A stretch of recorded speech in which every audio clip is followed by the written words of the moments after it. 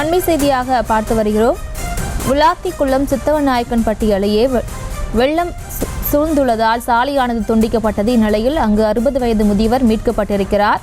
இது தொடர்பான மேலும் விவரங்களை செய்தியாளர் சரவணகுமார் வழங்கிட கேட்கலாம். சரவணகுமார், வணக்கம். மேலும் விவரம்.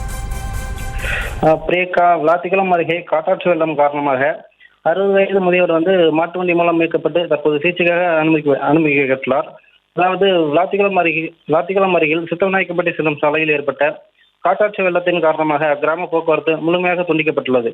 இந்த நிலையில பார்த்தோம்னா சித்தவநாயக்கன்பட்டி கிராமத்தில் வசித்து வரக்கூடிய 60 வயது முதியவரான ஜெயபாண்டியன் என்பவர் கீழே விழுந்ததில் கை மற்றும் கண் பகுதியில் அடிபட்டு உடல்நலம் பாதிக்கப்பட்டிருந்தார்.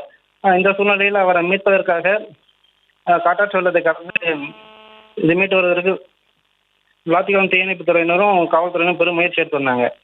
தற்போது பார்த்தோன்னா உடல்நலம் பாதிக்கப்பட்ட அந்த முதியவர் ஜெயபாண்டியனை அப்போதைய மக்களே தீயணைப்பு துறை வீரர்கள் உதவியுடன் மார்பளவு தண்ணீரில் மாட்டு வண்டி மூலம் மீட்டு அங்கிருந்து வேல்டுபட்டி சாலையிலிருந்து முதியவர் 108 ஆம்புலன்ஸ் மூலம் விளாத்திக்குளம் அரசு மருத்துவமனைக்கு அழைத்து வரப்பட்டு அங்கு முதல் சிகிச்சை வழங்கப்பட்டது.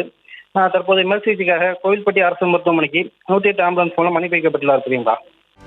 செய்திகளை உடனுக்குடனும் துல்லியமாகவும் தெரிந்து கொள்ள சப்ஸ்கிரைப் பண்ணுங்க.